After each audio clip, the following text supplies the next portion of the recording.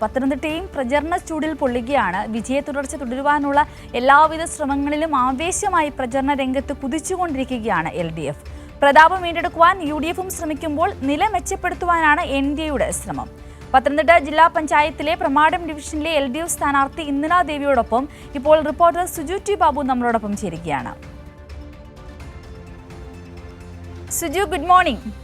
പത്തനംതിട്ടയുടെ പ്രഭാതം മനോഹരമാകുന്നു എന്ന് കരുതുന്നു. Good morning. സ്ഥാനാർത്ഥിയോടൊപ്പമാണെന്നാണ് ഞാൻ മനസ്സിലാക്കുന്നത്. പത്തനംതിട്ട മനോഹരമായ ഒരു പ്രഭാതം തന്നെയാണ്. തീർച്ചയായിട്ടും സ്ഥാനാർത്ഥിയോടൊപ്പം തന്നെയാണ് നമ്മളുള്ളത്. നമുക്ക് ആ ദൃശ്യങ്ങളിൽ കൂടെ പോകാം. സ്ഥാനാർത്ഥി ഇന്ദിരാദേവി ഇപ്പോൾ ഈ പത്തനംതിട്ട ജില്ലാ പഞ്ചായത്തിലെ പ്രമാടം ഡിവിഷനിൽ നിന്ന് മത്സരിക്കുന്ന സ്ഥാനാർത്ഥി ഇന്ദിരാദേവിയാണ് ഇപ്പോൾ വോട്ട് പ്രചരണം നടത്തിക്കൊണ്ടാണ്. നമുക്ക് സ്ഥാനാർത്ഥി ചോദിക്കാം. അദ്ദേഹം ചേട്ടാ, രാവിലെ ഒരു ഭാഗ്യപരീക്ഷണമാണോ? എങ്ങനെ? രാവിലെ ഒരു ഭാഗ്യപരീക്ഷണമാണോ? രാവിലെ ഒരു ഭാഗ്യപരീക്ഷണം. അതെ, ഭാഗ്യം പരീക്ഷിക്കണമല്ലോ, അപ്പോഴേ അറിയത്തുള്ളൂ എങ്ങനെയാണെന്ന്. സ്ഥാനാർത്ഥി ഇപ്പം ആ ചേട്ടൻ ഭാഗ്യപരീക്ഷണമാണെങ്കിൽ നമ്മുടെ എങ്ങനെയാണ് തിരഞ്ഞെടുപ്പിൻ്റെ ഇതോ? തിരഞ്ഞെടുപ്പ് നമുക്ക് അനുകൂലമായിരിക്കും, യാതൊരു സംശയവുമില്ല. കാരണം നാടിൻ്റെ വികസന പ്രവർത്തനങ്ങളിൽ കഴിഞ്ഞ 30 വർഷമായിട്ട് ഞാൻ സജീവമായിട്ട് പ്രവർത്തിക്കുന്ന ഒരാളാണ്.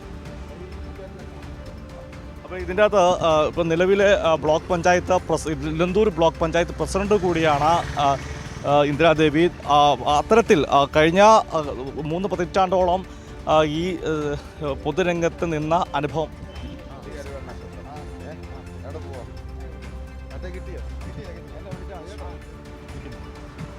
അതായത് ബ്ലോക്ക് പഞ്ചായത്ത് പ്രസിഡന്റായി നിന്ന കാലഘട്ടത്തിലെ അനുഭവ സമ്പത്ത് തന്നെയാണോ? കഴിഞ്ഞ 3 വർഷക്കാലം തുടർച്ചയായിട്ട് എലന്തൂർ ബ്ലോക്ക് പഞ്ചായത്തിനെ ജില്ലയിൽ 1ാം സ്ഥാനത്ത് എത്തിക്കുന്നതിൽ എലന്തൂർ ബ്ലോക്ക് ഭരണസമിതി ഞാൻ പ്രസിഡന്റായിരിക്കുന്ന സമയം കഴിഞ്ഞിട്ടുണ്ട്. അതോടൊപ്പം തന്നെ ജില്ലയിലെ ശുചിത്വ പ്രഖ്യാപനത്തിൽ ജില്ലയിൽ 1ാം സ്ഥാനം എലന്തൂർ ബ്ലോക്ക് പഞ്ചായത്തിലാണ്.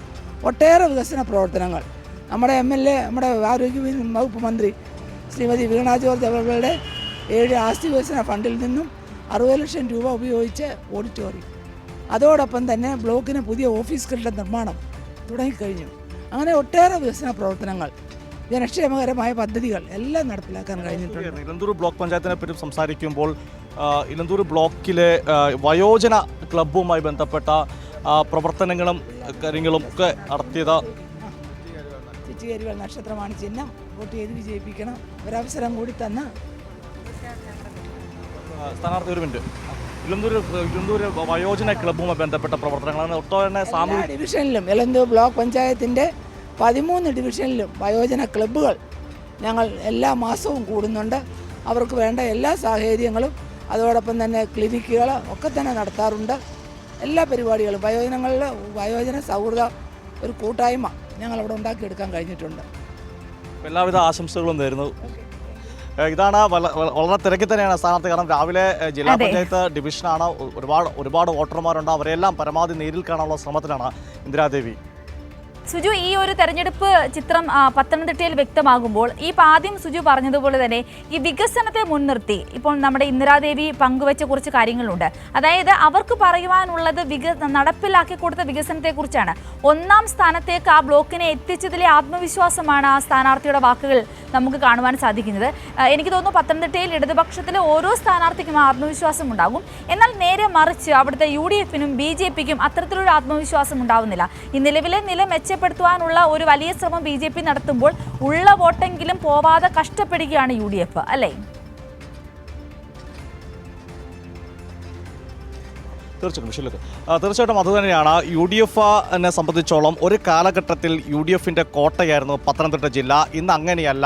UDF കഴിഞ്ഞ തദ്ദേശ തെരഞ്ഞെടുപ്പിൽ ബ്ലോക്ക് പഞ്ചായത്തിൽ ഭൂരിപക്ഷം LDF, 53 ബ്ലോക്ക് പഞ്ചായത്തിൽ ഗ്രാമപഞ്ചായത്തിൽ 30-ലധികം ഗ്രാമപഞ്ചായത്തിൽ LDFന് നേടാനായി. അത്തരത്തിൽ വലിയ നേട്ടം LDFന് നേടാനായ ഒരു സ്ഥലം കൂടിയാണ് ഈ പത്തനംതിട്ട ജില്ലാ പഞ്ചായത്തും LDF ആയിരുന്നു. ഇവിടെ പ്രധാനമായ ഒരു കാര്യം LDF ചൂണ്ടിക്കാട്ടുന്നത് വികസന നേട്ടം. അത് നമുക്ക് LDFിൻ്റെ പ്രചരണത്തിലേക്ക് എടുക്കുമ്പോൾ, വികസന നേട്ടത്തിലേക്ക് എടുക്കുമ്പോൾ അത് കേവലം സംസ്ഥാന സർക്കാരിൻ്റെ പദ്ധതികൾ മാത്രമല്ല, ജില്ലാ പഞ്ചായത്ത് തനതായി നടപ്പാക്കിയ പദ്ധതികൾ തന്നെ വലിയ മാതൃകയാണ്. സംസ്ഥാനത്ത് ആദ്യമായാണ് ഒരു പ്ലാസ്റ്റിക് സംസ്കരണ യൂണിറ്റ് ജില്ലാ പഞ്ചായത്തിന് നേതൃത്വം നടപ്പാക്കുന്നത്.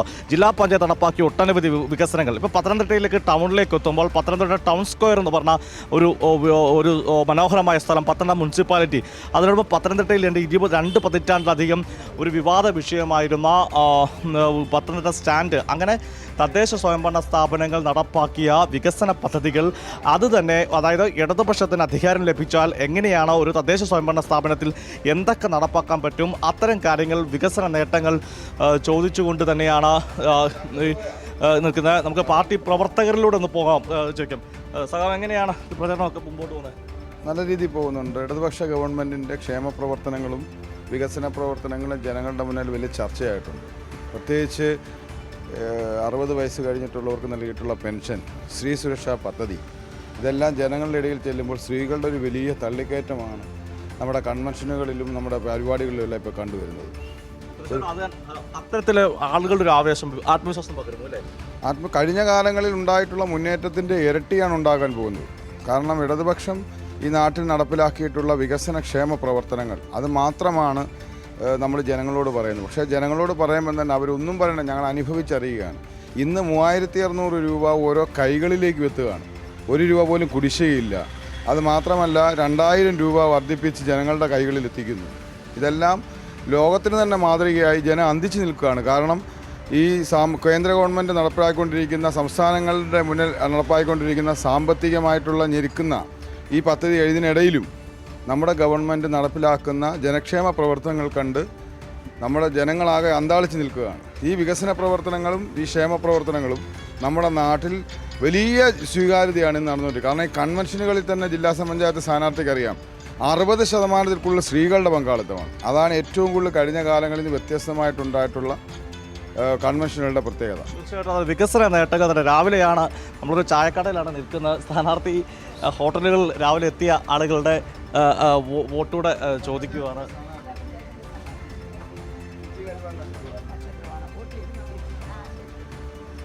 രാവിലെ ചായ കൊടുക്കുക ഇടുന്ന തിരക്കിലായിരിക്കും ഹോട്ടലിൽ. എങ്ങനെയാണ് ചിലവൊക്കെ? ചിലവൊക്കെ കുറവാണ്, എന്നാലും കുഴപ്പമില്ലാതെ പോകുന്നു. തിരഞ്ഞെടുപ്പിൻ്റെ ഒരു ആവേശമൊക്കെ ഉണ്ടോ നാട്ടിൽ? സ്ഥാനാർത്ഥി വന്ന് വോട്ടൊക്കെ ചോദിക്കുന്നു അല്ലേ? ഓക്കെ, അപ്പം രാവിലെ തുടരുക. എന്തായാലും രാവിലത്തെ ഒരു കാഴ്ച കൂടിയാണ്, നമ്മൾ നാട്ടിൻപുറത്തെ കാഴ്ചകൾ തന്നെയാണ് നമ്മൾ കണ്ടുകൊണ്ടിരിക്കുന്നത്. സിന്ധൂരി, എന്തായാലും തെരഞ്ഞെടുപ്പ് ചൂടി തന്നെയാണ് പത്തനംതിട്ട ജില്ല. ആ തെരഞ്ഞെടുപ്പിൽ ഇത്തവണ വീറും വാശിയും കൂടുതലാണ്. കാരണം CPM സംബന്ധിച്ചോളം വലിയ ആത്മവിശ്വാസം.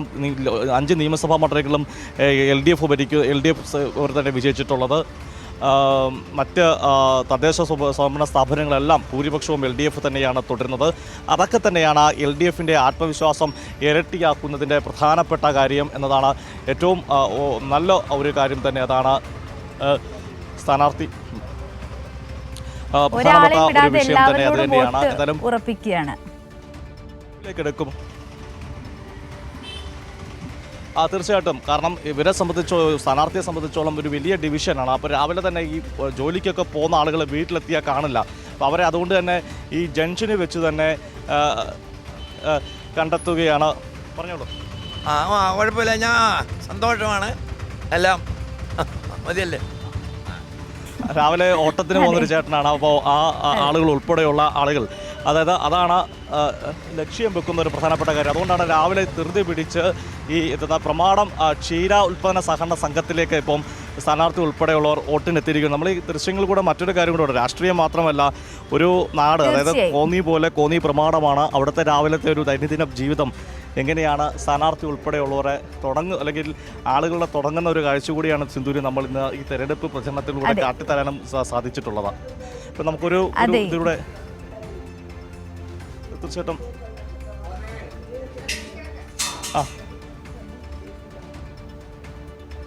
രാവിലെ ക്ഷീരസംഘമാണ് അല്ലേ? എങ്ങനെയാണ് രാവിലെ പകലൊക്കെ ഇട്ട് വന്നോ? എവിടെ വീട് വെച്ചതിൻ്റെ അടുത്താണോ? പശു എത്ര ഉണ്ട്?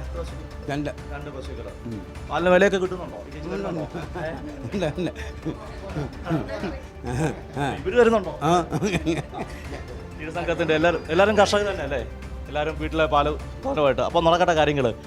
അപ്പം എന്തായാലും നമുക്ക് ആ ഒരു കാഴ്ചയോട് 2 പശുക്കളുള്ളൊരു ചേട്ടൻ. അപ്പോൾ കാർഷിക മേഖല കൂടിയാണ് ഈ പത്തനംതിട്ടയിലെ മലയോര നാട് കൂടെയാണ്.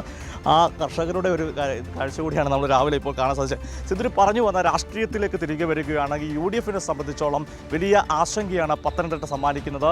ഏറ്റവും ഒടുവിൽ രമേശ് ചെന്നിത്തല നിർദ്ദേശിച്ച സ്ഥാനാർത്ഥിയെ കൊടുമൺ ഡിവിഷനിൽ മത്സരിപ്പിക്കാൻ സാധിച്ചില്ല.